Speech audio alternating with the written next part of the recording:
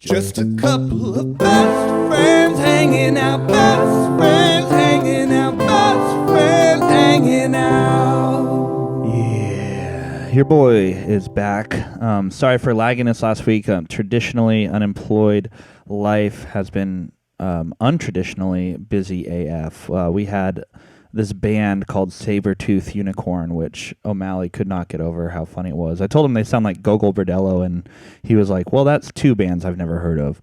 But they came to our sound stage, which we call the Red Room, and we recorded a set as responsibly as we could with masks on and all that. And not only did I have to run all the cables, set up all the mics, make sure they're happy, whatever, I also had to then mix a ton of their songs, 5 to be exact, which may not sound like a lot, but it took a solid 3 days in the studio to do so, including 4 Radio Keys songs as well. So I was busy AF. We had a deadline for Sunday at the very latest, and I had to get it all done by Friday, so then people who were editing all the videos could get all the sound going for the concert. So anyway, I did not really have a legit episode last week. I also wanted to punish you guys for the most ridiculous siding of Bacon for that shotgun bet. I understand that you felt like maybe my penance was a little tardy, but if you really think about it, on the podcast, I said at the time, which we all thought I had lost, so I admitted I lost, but I was on the Eric Dahlke drinking diet, so I said that I would do the shotgun on Sunday after admitting defeat. Granted, there was a recount, and just like Trump said in the just disastrous debate last night, if there is some sort of fraud in the balloting, he will not relinquish the White House, and nor will I relinquish a shotgun bet when I see that there's a stat correction a la, Scotty No and Evan. So I wanted to thank the haters last week, but I did not, because you lost your podcasting privileges that week by not standing up for what is just and what is right, and that is Bacon doing a damn shotgun based on a stat correction. All's well that ends well. He did a shotgun somehow after I did. I did one just because he made that really nice video for me, which made me feel really happy and warm inside. So thank you for that, Bacon. But still, everyone in the whole league knew I won that bet fair and square, but no one came to my aid. Not a single person was like, hey, Stu's right. Bacon should do a shotgun. And I resent that. So there you go. And congrats on the People's Pod. I thought the last one was very successful. For some reason, it had much less slander and lies in it, a lot more truth. The People's Pod maybe needs someone like Brad to keep you guys on the straight and narrow and honest, because Brad did a bang-up job, I must say. Love his voice. I would love him to be a part of the People's Pod more often. But I fear that if you have Brad, Colin, and Brad, Weaver, Colin, and Brad, that it might stretch to 2 hours or 3 hours long, and ain't nobody got time for that. So congratulations on a successful pod. I really enjoyed that one. I was doing some yard work at my parents' house today. I had that plugged in, listening on my AirPods, so it was fun hearing all your takes. For the record, the reason I sat Deshaun Watson is because I was intimidated by the Pittsburgh secondary, and I thought that Tannehill was going to feast, but Derrick Henry had a bunch of 1-yard touchdown plunges, and that kind of soured Tannehill's value. And it was so shitty, too, because if Lockett didn't have that phenomenal day, I would have probably won that shit bowl matchup there, but what can you do? Sometimes a guy has 3 long touchdowns against you. And congratulations to Colin on the saxophone. That's pretty awesome that you're teaching some lessons. If you want some tips, I can show you how to use Zoom effectively for students. Basically, I don't want to get into it on the podcast because that'd be boring AF, but I have a lot of techniques that I use that I think would be helpful for you as well. okay. Music lessons are very rewarding. You feel good about them afterwards. You don't feel like your soul has been sucked from your body like you just went to a desk job. All right. So let's get back to last week. I was frustrated by the whole bacon thing. That was actually 2 weeks ago. But Sunday, it was all but forgotten, and I was doing the podcast at Adam's house. We loosely coordinated over a separate Bay Area Frisbee Bro group me, and we all got together at Adam's apartment where he made us delicious chile verde. Tacos, those were the bomb. He had a bunch of craft beers, very nice. He had some Buffalo Trace whiskey. He's a really great host. What a guy, Adam Bullenbaugh. Bacon was there. We were there also with O'Malley. It was nice spending time with the bros. It always is. And the games were so-so. The banter was better than the games, I would say.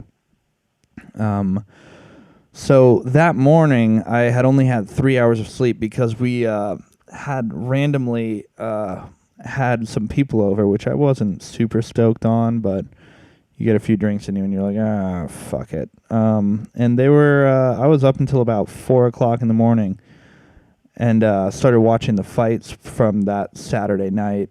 And I just did not go to sleep till about 4 o'clock. Couldn't find my phone. It was a complete disaster. So I woke up at about 9:30 to make sure everyone was in my lineup. Take notes, people who might be starting people who are out well before 9 o'clock. All you have to do is open up your app and make sure everyone's in. That's all you got to do. 9 o'clock, 9:30. Okay, everyone's in. Cool. Shut it down. Don't give a shit for the next week. Who cares? So I did that at 9:30, and I needed about at least 5 hours of energy after that. 3 hours of sleep. So let me clarify this drink, because you guys were trying to pretend there was like butane and ethanol, which, by the way, is probably an alcohol, right? Ethanol. It's non-alcoholic. It's 1 5-hour energy, which is about as much caffeine as a venti cup of coffee, and B vitamins. It's also taurine, glucoronolacetone, malic acid, probably for color, right? N-acetal and L-tyrosine and phenylalanine. Jesus Christ. Phenylalanine. That is a bullshit word. But that's what's in it. I Googled a lot of these, and they say that a lot of them don't really do shit. So, yeah, there's not really that much weird shit in a 5-hour rally. And after that, you just add a shot of apple cider vinegar, which, if you really think about it, it's basically a probiotic drink, like a kombucha or something. It's fermenting. It's good for the old gut biome. Keep it happy. And then you also add in, for more flavor than anything else, the emergency packet, which is just really zinc and vitamin C and some other good shit to help your immune system. So really wakes you up, gives you that probiotic, gives you that caffeine, and it also gives you the immune boost. And a bunch of water early in the morning. You can sprinkle some pink Himalayan salt in there if you want a little bit of sodium for hydration. But it's not this dangerous cocktail you guys made it out. I'm not like sucking gasoline out of my gas tank in the morning. It's not anything crazy at all. So I drank one of those, felt phenomenal. Cruised on over to Adam's house after there was an emergency where some audio was all fucked up and I had to fix it. And cruised over there, got there a little late, probably around 11 or so. And let me tell you, that building is a danger zone. The elevator is 70, 80 years old, maybe. It's a murder box, let me tell you. There's one black button that's just like a protruding finger that you just press, and it presses into the wall. And then apparently the light's supposed to go on, but maybe if you like have the lights off, or if you like cover it with your hand, you'll be able to see this very dim light. But I didn't know if it was responding or not, so I was just standing there like a moron talking to Adam on the phone. He was walking me through it. And finally this murder box comes down, opens up. I walk in, because why wouldn't you? And I look around, and you know how generally there's a little piece of paper that tells you, I mean, granted, this little piece of paper has generally been expired for 18 to 36 months, but it at least tells you that it's been inspected in the last, 5 years or whatever. There's nothing like that in this box, this murder box. So you look around, all black, and the door's shut, and you're just like, oh, fuck me. Press the ancient buttons and just pray. Just throw up a prayer. Unfortunately, I was able to get up to the 4th floor, got out, and cruised on over to Adam's place. And again, saw Bacon, Sean O'Malley, Banter, Adam. Noelle was there. She went on a hike later. Also, for sure, don't call it the master bedroom, Adam. The master bedroom. That just begs the question, where's the slave bedroom if you're the master, Adam? So for sure, we don't say that in 2020. We don't call it the master bedroom. We call it the bedroom because that's the only bedroom. All right. So the podcast that we did was definitely completely unplanned, unresearched, and O'Malley Gate, Fart Gate 2020. He did fart on the mic when he thought it would be funny. Like in his mind, he was like, all right, the podcast could be going, and then you just get this fart noise in the podcast. It's going to be hilarious. Little did he know, actually he did know. He definitely did know that no podcast was happening at the time, so he just farted on the mic. He just grabbed the mic and farted on it. Very disrespectful. Very disrespectful. In fact, it's the same fucking mic I'm talking into right now. Luckily, I don't smell or taste any of O'Malley's asshole on this thing, but it's probably there somewhere.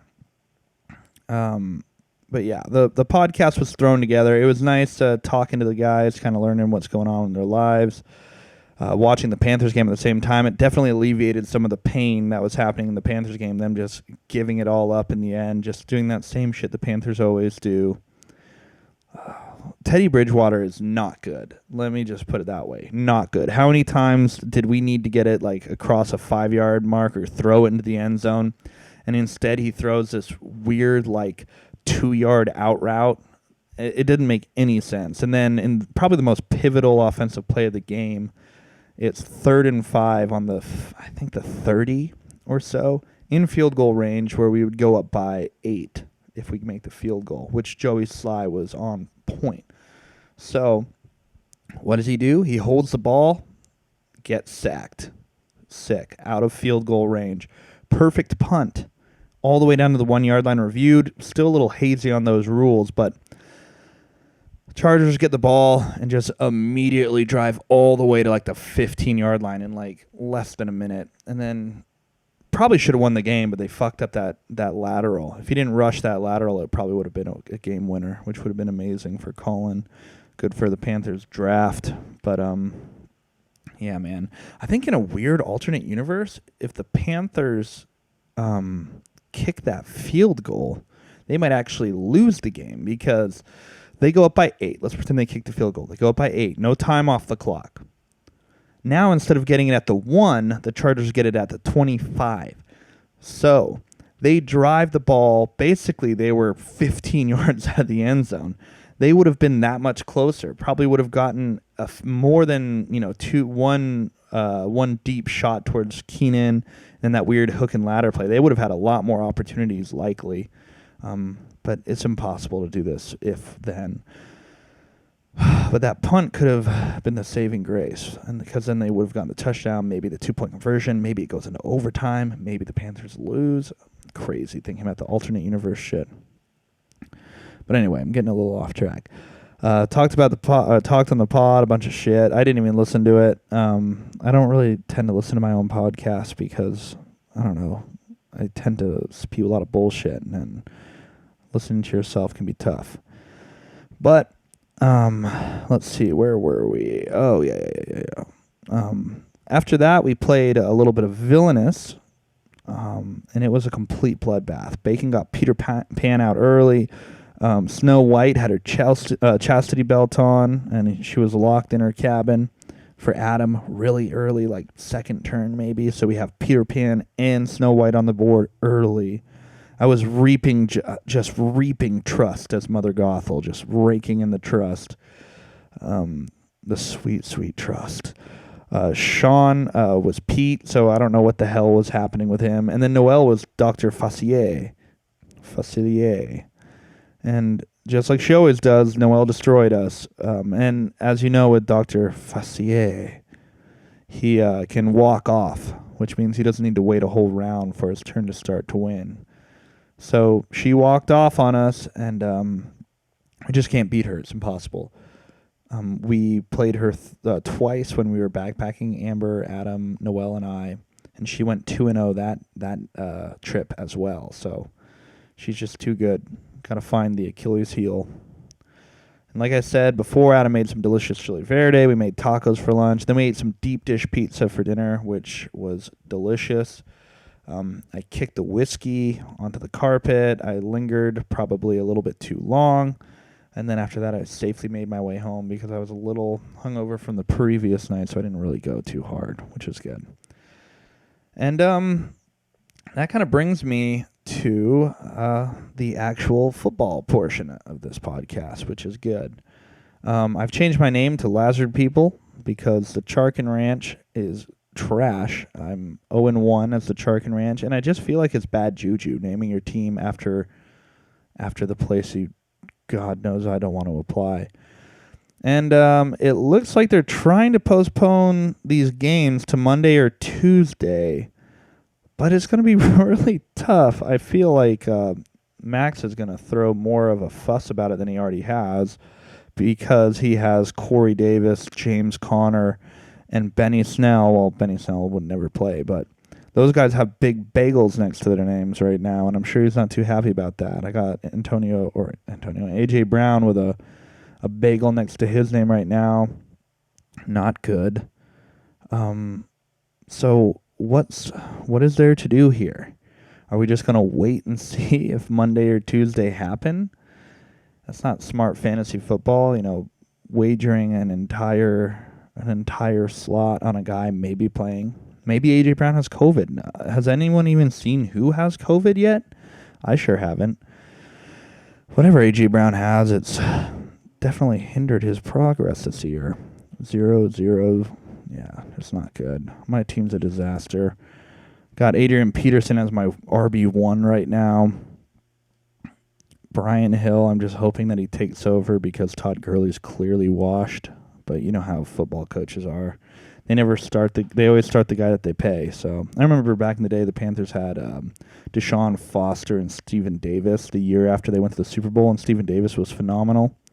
Stephen Davis clearly didn't have anything left, and they still refused to rush Deshaun Foster. He was averaging like 5 or 6 yards a carry. Stephen Davis was averaging, I think, 3 yards a carry. They still started him. It's been the age-old football coach, that old ball coach thing to do. Somehow I'm favorited against the the Prince of Hilaire because his bagel's on the board right now. Who knows what's going to happen with that? Now let's do what we always do on this podcast and look at these super fun waiver bids. This week was kind of a shit waiver. Like I said, I was really bummed out about not getting Davis. Speaking of shitty running backs named Davis, all I had to do was wager $5 more. It would have been mine. So I got T. Higgins for $10. Novum wagered 9, so that was actually a good, perfect fab bid for me. I think T. Higgins could be a good receiver. It looks like he's explosive. A.J. Green looks like he's definitely lost a step.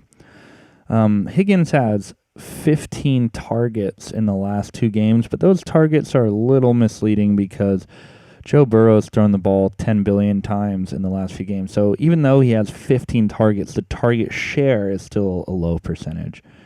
But I need all the help I can get right now. I got Brian Hill, like I was talking about that Todd Gurley being a piece of shit. Upside, we demanded Chubbery, spent $4 on him. So I've I've basically left $4 on the table there. Denver defense going for $3. There's a lower waiver priority. Sorry, Colin, but no one fucks like Gascon. I love that. That was cracking me up every time on the people spot. Getting that $3 offer. Jesus Christ, offer. They're playing the Jets. Gotta love the pickup.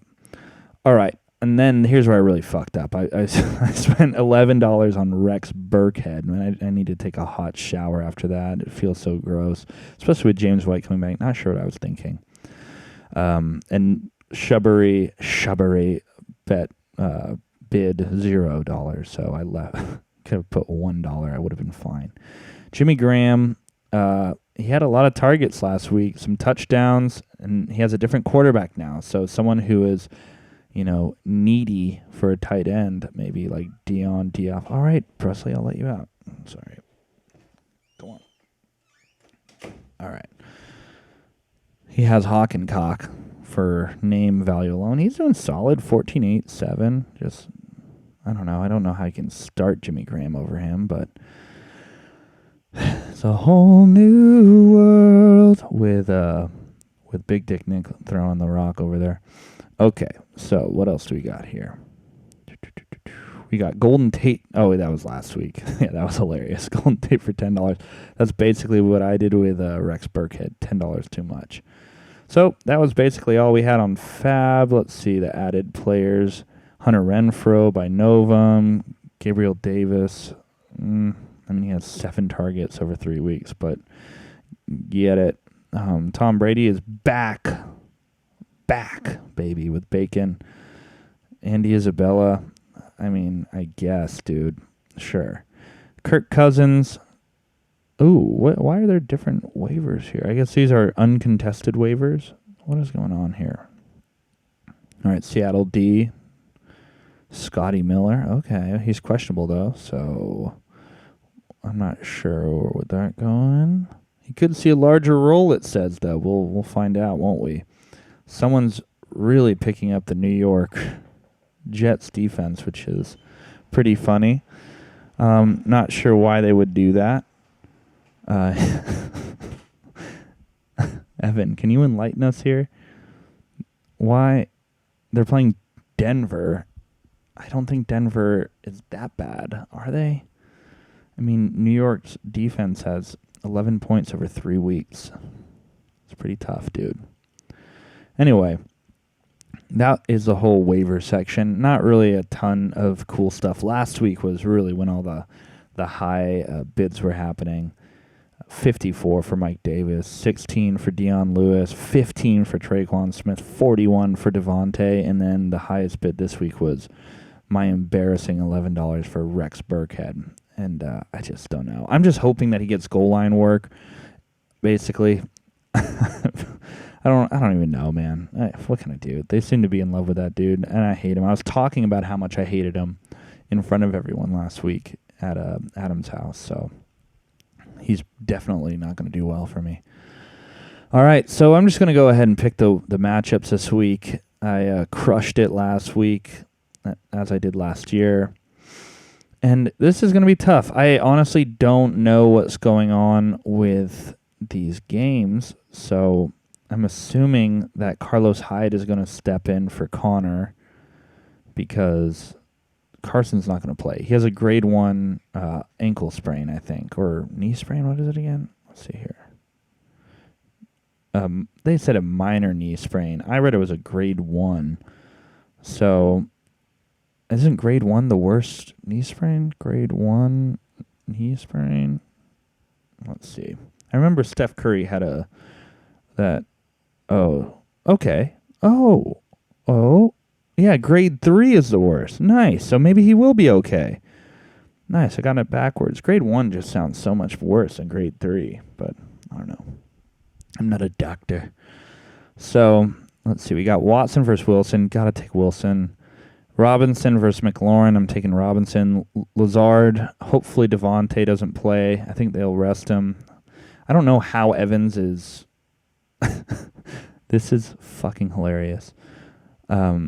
He has 9 receptions. 9 receptions. in 2 games, he had no more than 2 receiving yards. But he has 6.7, 19.9, 13.2 points. So he's really feasting off these few receptions that he's getting. I don't know how you can just project him, just chalk him in for 14.49, but I like Lazard a little bit better, especially against Atlanta and if Devontae is out. And Chark is just a wild card. He's an incredible wide receiver when he's healthy. He clearly hasn't been healthy this year. He sat out last game. He has a whole couple weeks of resting, so he's going against Cincinnati. Could be a fun shootout. I like him better than, I'm going to say Corey Davis, but, I mean, I guess you might throw in, you might need to pick up a wide receiver there, Chief. Deshaun Jackson's injured, so we'll see what he does. Oh, he moved Watkins up there. He'll probably just move Watkins up there. All right. So I kind of like my wide receivers better if Chark is healthy. Peterson and Hill versus Hilaire and not Connor, but it'll probably be Hyde. If so, this is really what's it's gonna lean on. If Carson plays, and I hope he does, then I don't have to play Hill. So then I'll have basically Peterson and Carson versus Hyde and Hilaire, which is a more even matchup. So I like. I'm just going to call that a draw. I like Waller, but maybe not better than Andrews against the football team. And then I have Higgins against his, I don't know, Fournette or Hooper or Hyde, whoever he decides to play. Sorry, my cat is yelling at me. Purred. What he does is he eats all of his food, and then he directly goes outside and pushes every other cat off their food and starts chomping down their food. So we have to lock him in our room while he eats. Sorry, not our room. This is the office. Not sure why he's in there at all, actually, but that's just what happens. So now he's yelling, and I'm going to have to let him out eventually, but they'll get mad at me if I let him out too early. So that being said, I think I really hope I get it done. I'm going to pick myself to win.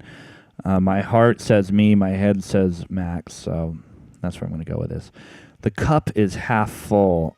I like it. I don't know why you still have the walrus. You're not the walrus anymore. Next to We Demand a Chubbery. By the way, that movie is incredible. Does not drag. You just have to, maintain your attention span, which is, I understand is tough in the year 2020, but that's what we got to do. Mahomes versus Murray. This is going to be a good game for Murray because Carolina's a disaster. Mahomes versus New England. I could see him not putting up his otherworldly points because New England does have a good defense, but you can't bet against Mahomes. I think this will be a surprise where Murray puts up more points than Mahomes. Golladay versus Cooper. I think I like Golladay better, especially against New Orleans. Should probably be a shootout. Allen versus Edelman. Allen looks like he has the heart and soul of Herbert, so I think it's probably going to be Allen. Keenan Allen. God, he has a gaudy 29 targets in the last 2 games.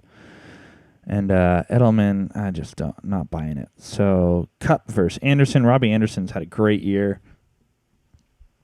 I don't know really about Kupp. How's Kupp been doing? 10 points and 21 points. Kind of a lot there. I guess he's trending upward. They did have to sling it a lot last week. They were down quite a bit. So I think Anderson actually probably outscores here. So I still like the Kupp is half fulls, wide receiver core better. Gurley's trash. Robinson, that was so fucking annoying. But it's happening. 19.5, 27.9 is happening for old James Robinson. And Todd Gurley is a disaster. He got into the end zone finally, but look at this. 14 attempts, 56. He looks like Adrian Peterson here. 21 attempts, 61 yards. Just not that good. But Chubb is getting a lot of touches, and he's doing a lot with them. And Aaron Jones is great. The running back core of We Demand a Chubbery could be the difference here. Ertz against San Francisco could be tough. Against Logan Thomas, who I don't even know who he is. N'Keal Harry versus Ayuk. Not sure how you can just chalk Ayuk in for 11.36, but whatever. I would probably play someone else in that slot, but especially if, well, I guess you could argue that if Kittle comes back, then he'll take a lot of attention, and you got to throw the ball to a wide receiver occasionally. I'm going to go, this is a tough one. I think the running backs are the difference here. I'm going to take Ebert. Finally going to let Purd out, so he's going to stop meowing. Thanks, dude. That was really annoying. All right. I had to let so many cats in and out. All right. Next up, we got Dion Dioff versus Novum. Derrick Henry. That's a big L if he doesn't play this week. That's going to be such a fucking wild card. So I guess you're going to... is Akers back? Doesn't say. All right. I feel like the updates used to be way better with Yahoo. There's only like one red for... So Wednesday. There's only 3 reds on some questionables, and it's like Michael Thomas. And he returned to practice, so maybe he'll get Michael Thomas back. Michael Thomas and Julio Jones. Who knows if he'll play? Might have to check your lineup before the games start. Yeah, this is a tough matchup. This is a tough matchup to pick. Prescott versus Cleveland. I think that could be a fun game. Thielen is great. Jones, who knows if he'll play? That'll be a big thing. Tyreek Hill had a great game. I guess he's had a great game every week. I like him. CeeDee Lamb, I feel like, is a little bit of a dart throw, but he's getting some volume, and he's very good. And they're good targets, too. They're like usually deeper passes. He has great route running skills and also great run after the catch. Derrick Henry not playing is big. Jonathan Taylor-Thomas. All right. Kareem Hunt. He's the only red square here. All right. Did not practice. That's not good. Yeah, this is kind of a tough go for old Scott. Probably put Gibson in there. I'm just gonna pick Tyler, old bronze bacon. No vom, no voff. I'm sorry, dude. I just don't know if you're gonna check up on your injuries in time. Because you got a lot going on. You got Kareem Hunt might be out, might not. Jones might be out, but might be not. Thomas might be out, might not. Gonna have to check that pretty early. No one F's like Gascon. This is tough. You Chenault pass. Bill has 4 better team names than anyone else has had in the league this year, I swear. Lamar Jackson's gonna have a revenge game after that last one. He's gonna blow up. Stafford, not buying it. Hopkins has been great. I will eat crow about that. But he's questionable? Gasp. He did not practice, but I think he'll be fine. Yeah, geez, look at his numbers. They're awesome. And against Carolina, he's going to fucking tear us apart. All right, Tyler Lockett went off for 33 points against me. So stupid. And he's against Miami. Also has the potential of going off. Beckham versus Gallup. Like, I guess I like Beckham better, but not really by much. Yeah. Let's look at these running backs. We got Kenyon Drake and Eckler for Chenault pass, and Cook and Montgomery. I like Cook the best out of all of them, but I like Drake against Carolina. He's going to put up points. Eckler is probably going to do pretty well against Tampa Bay. I imagine they'll be down in that game, have to throw the ball around. Ingram versus, Zero for Smith. Who will he start? Oh, there's no, Ali Cox. Who the fuck is this guy? I guess he's been pretty good. Mo Ali Cox. That's been, I would say that Gaskin is not really going to put up great numbers. So, especially against Seattle. But he does get a lot of receptions right out of the backfield. So he'll remain the touch favorite for Week 4 matchup, but I don't know. Got to put Diamond Bill here. He'll figure it out. He does have these weird postponed games, but I mean they're kind of two chuckleheads, so I'm not really too worried about it. Schustism, and then Menzerling. It absolutely does look like Andy Reid. Every time I look at that, I thought the exact same thing. So funny that they said that. Schuster supposedly is out. Pittsburgh D is obvi out. So who will he play? Maybe Lindsey will be back. He is questionable. And it's a short week, so it'll be tough. Who will he play on that? Oh, he has Isabella sick. All right, well, it's not good for you.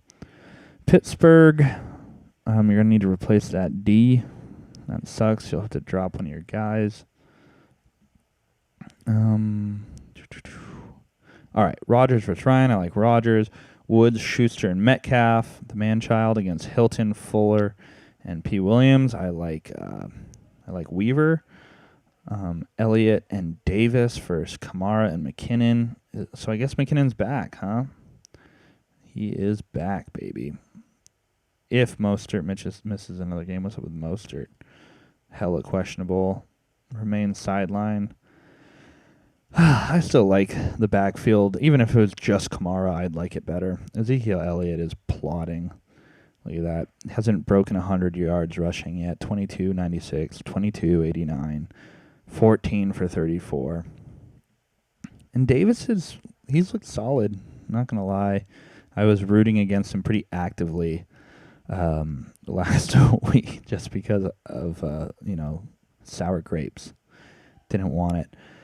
Then it's Kelsey versus Fant, and also have Kittle in here, flex, but whatever. Is Kittle back?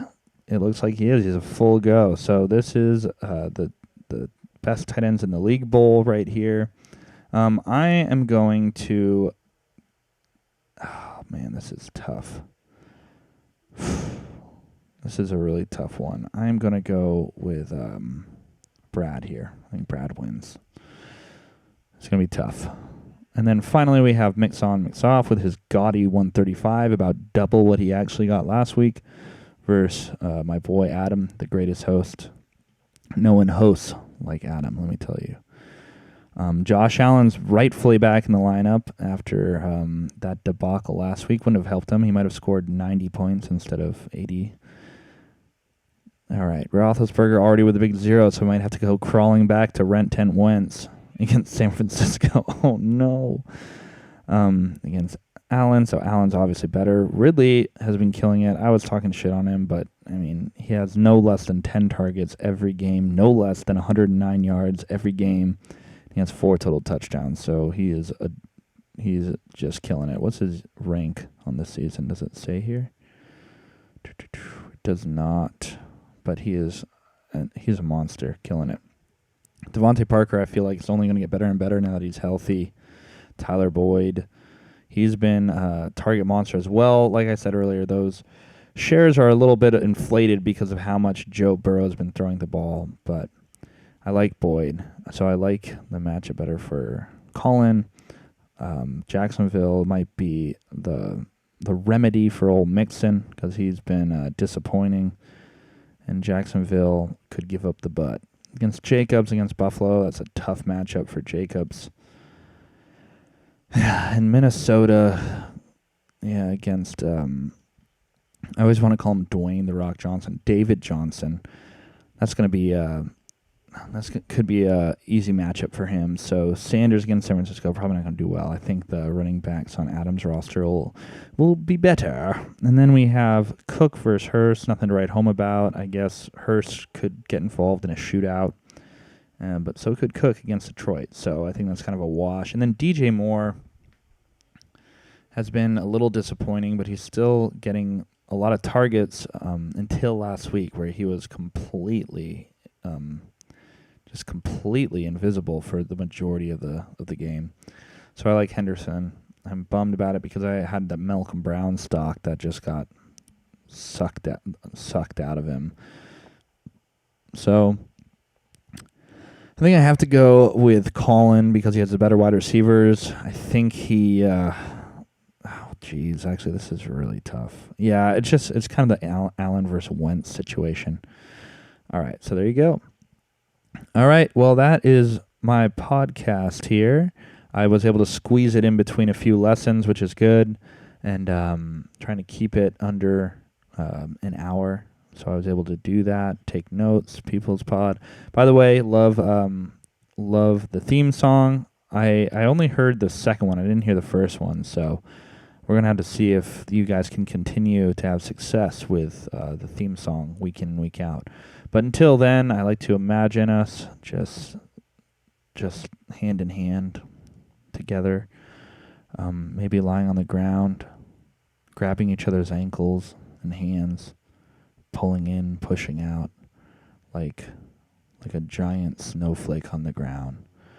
And together we're just a couple of Best friends hanging out, best friends hanging out, best friends hanging out.